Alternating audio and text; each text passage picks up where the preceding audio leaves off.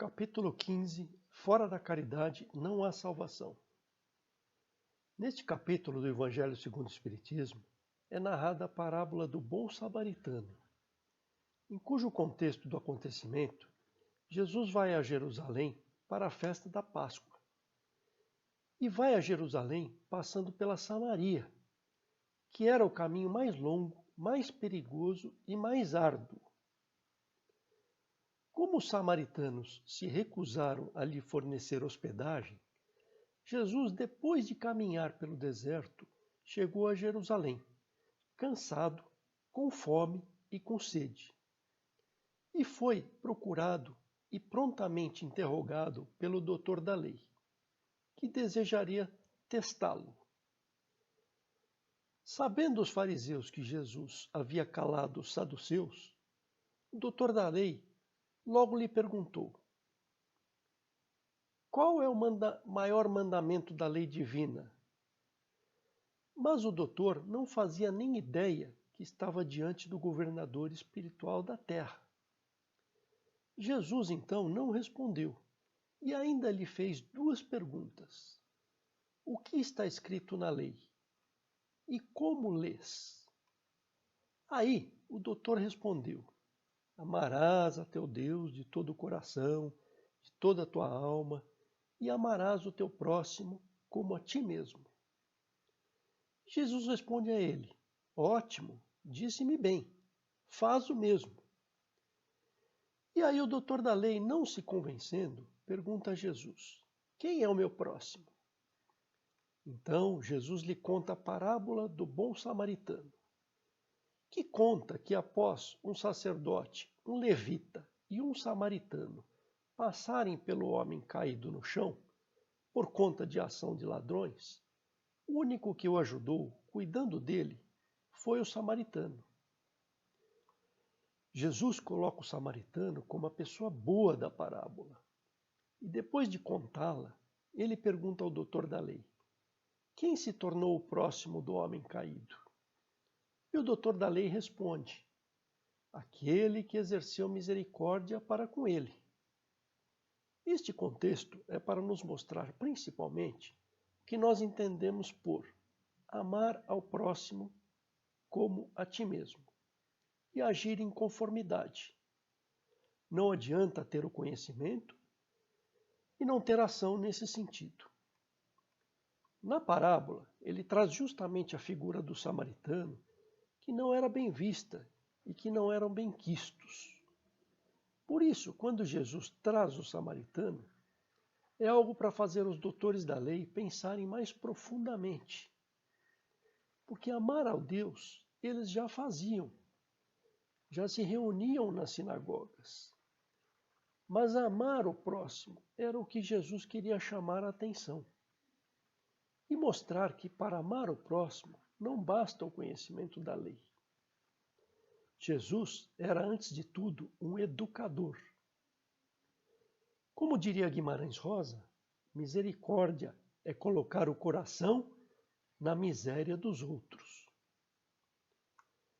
Toda a moral de Jesus se reúne na caridade e na humildade. Nada exprime melhor o pensamento de Jesus, nada resume os deveres do homem do que essa máxima de ordem divina. Fora da caridade, não existe salvação. Nesta máxima, junto com a virtude da humildade, Jesus quer nos mostrar o caminho para a felicidade eterna. Diz ele: bem-aventurados os pobres de espírito, quer dizer, os humildes, porque deles é o reino dos céus. Bem-aventurados os mansos e pacíficos, os misericordiosos. Ama o vosso próximo como a vós mesmos. Fazei aos outros o que desejaríeis que vos fizessem. Ou seja, humildade e caridade, que são, sem dúvida, a negação absoluta do orgulho e do egoísmo. O apóstolo Paulo foi absolutamente coerente com a doutrina de Jesus, colocando que só a caridade nos leva à salvação. É a condição única. e colocando a caridade, inclusive, acima da própria fé. Nós sabemos que todas as outras virtudes enriquecem o nosso patrimônio espiritual, mas sem a caridade não há salvação. Porque a caridade está ao alcance de todos, do ignorante, do sábio, do rico e do pobre. É independente da crença de cada um. Fazendo isto, o homem jamais se desviará. Esta importância maior da caridade, Kardec colocou na questão 893 de O Livro dos Espíritos, quando ele pergunta aos espíritos: qual é a mais meritória de todas as virtudes? Resposta: todas as virtudes têm seu mérito, porque todas são sinais de progresso no caminho do bem. A virtude sempre que há resistência voluntária à atração das más tendências. Mas o que há de mais sublime na virtude é o sacrifício do interesse pessoal pelo bem do próximo, sem segundas intenções. A virtude mais meritória é aquela fundada na caridade mais desinteressada. E logo em seguida, na questão 894, ele pergunta: há pessoas que fazem o bem espontaneamente, sem que tenham de lutar contra nenhum sentimento contrário. Tem o mesmo mérito que as que têm de lutar contra a sua própria natureza e superá-la? Resposta: só não precisam lutar os que já progrediram. Lutaram anteriormente e triunfaram. Para estes, o bem já se tornou um hábito. Portanto, deve-se honrá-los como os velhos guerreiros que conquistaram suas graduações. Como ainda nós estamos longe da perfeição, esses exemplos nos assustam. E quanto mais a gente os admira, mais raros eles são. Nos mundos mais adiantados, o que para nós é exceção, lá é regra, e o sentimento do bem se encontra por toda a parte, de maneira espontânea, e por isso são felizes. E assim será na Terra, quando a humanidade for transformada, quando compreender e praticar a caridade em sua verdadeira acepção. Por isso, nós podemos notar que Kardec dá uma definição de caridade diferente do dicionário. O dicionário define a caridade como ajuda aos necessitados, àquele que precisa, como uma ação no bem, para as pessoas que precisam de alguma forma de auxílio, de ajuda, ou seja, é um conceito bem restrito. Na visão espírita, o conceito é muito mais amplo. Claro que quem ajuda a pessoa, quem faz o bem, também está praticando a caridade. Mas a caridade não se esgota nisso. Ela é muito mais do que simplesmente ajudar alguém. Existe uma diferença entre fazer o bem e ser caridoso. Se a gente pensar o seguinte: a pior situação é quando a pessoa faz o mal. Nós devemos evitar fazer o mal, porque além de fazer o mal, ainda criamos um processo de provas e expiações para nós mesmos. E aí, se não conseguirmos reparar o mal nesta existência, vamos ter que reparar em uma próxima existência. Agora, na visão espírita, somente fazer o bem não basta. É necessário fazer o bem de determinada maneira, que os espíritos definem como de forma desinteressada, chamada de virtude. Por exemplo, em época de eleição, quando um político distribui cesta básica, ou ele distribui algum benefício para a população, claro que ele está fazendo bem, mas por vezes não está fazendo isso desinteressadamente. Se existe o interesse de com isso conquistar o voto, por exemplo, ele está fazendo bem, mas provavelmente não está sendo caridoso, não está sendo virtuoso. Conforme Kardec fala na questão 895 de O Livro dos Espíritos, a pessoa pode ter qualidade que fazem dela um homem de bem aos olhos de todos. Qualidades que, embora representem um progresso, nem sempre suportam certas provas.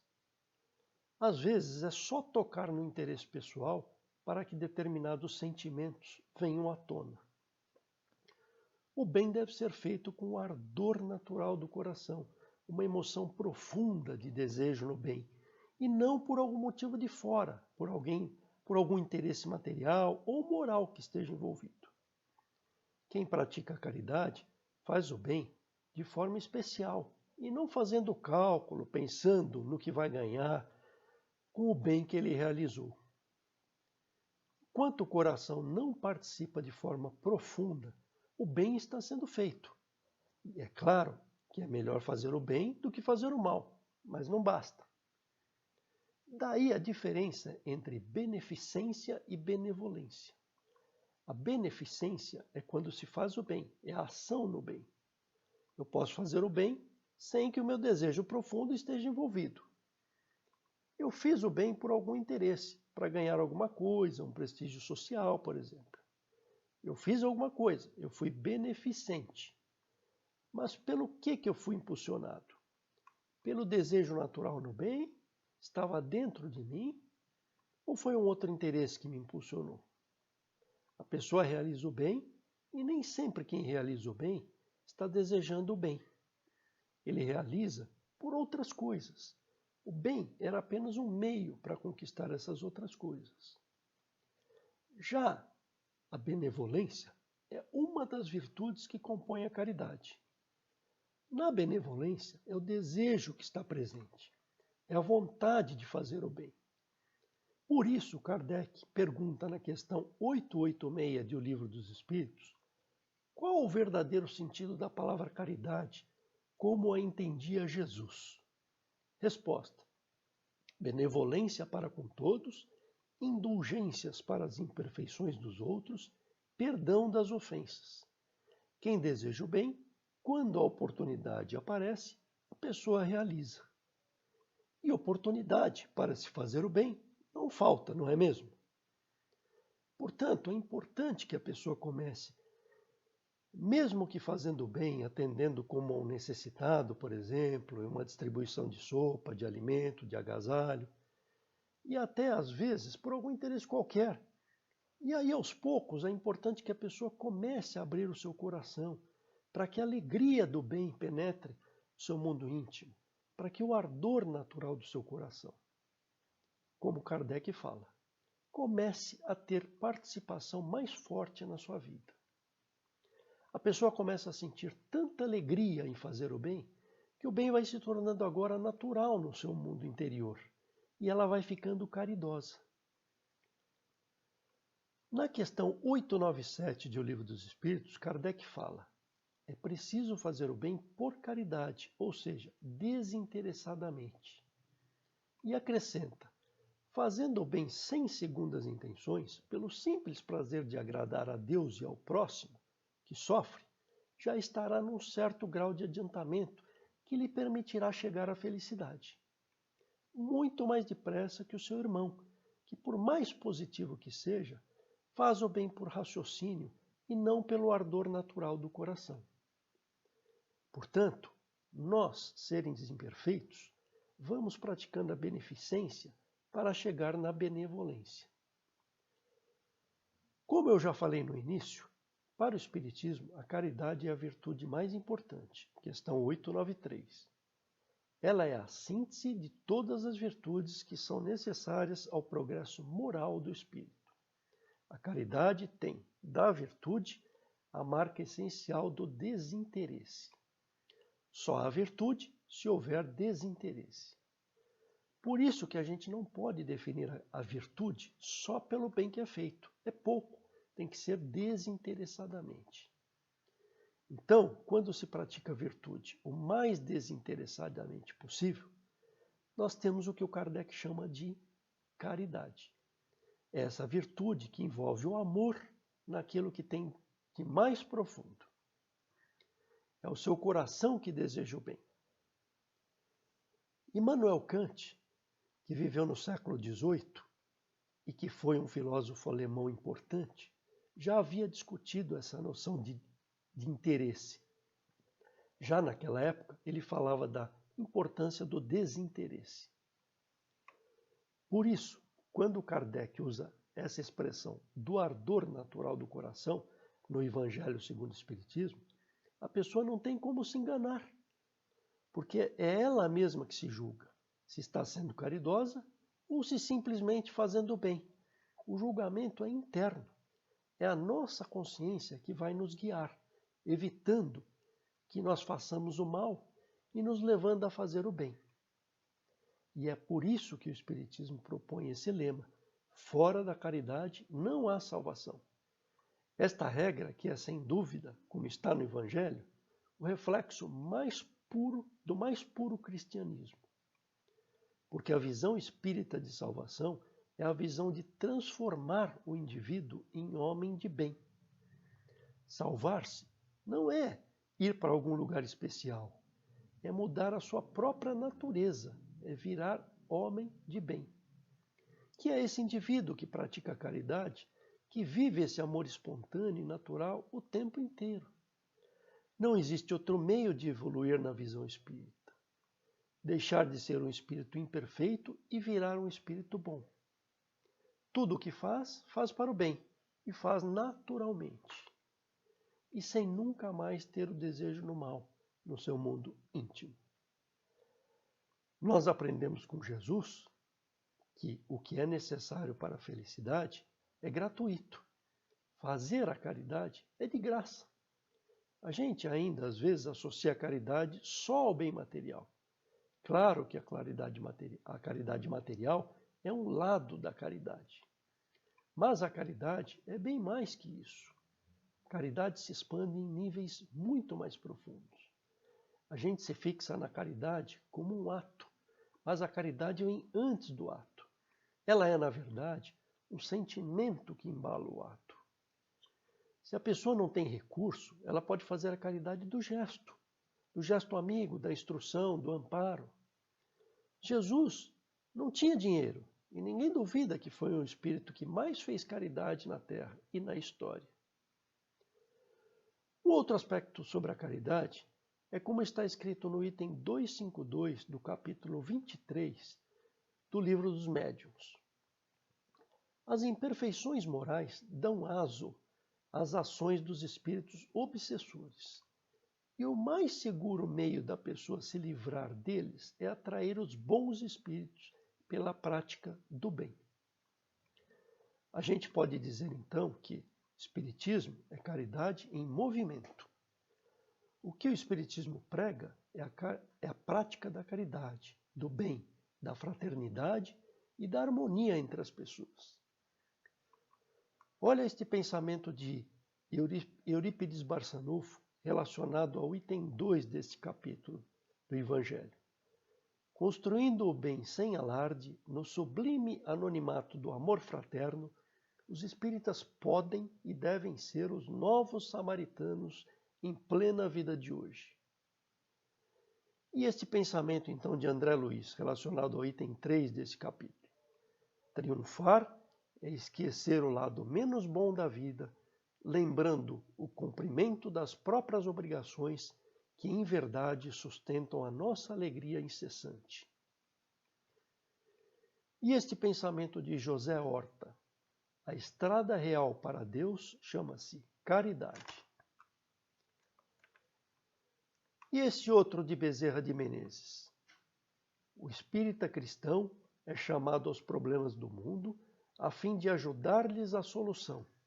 Contudo, para atenderem semelhante mister, há que silenciar discórdia e censura e alongar entendimento e serviço.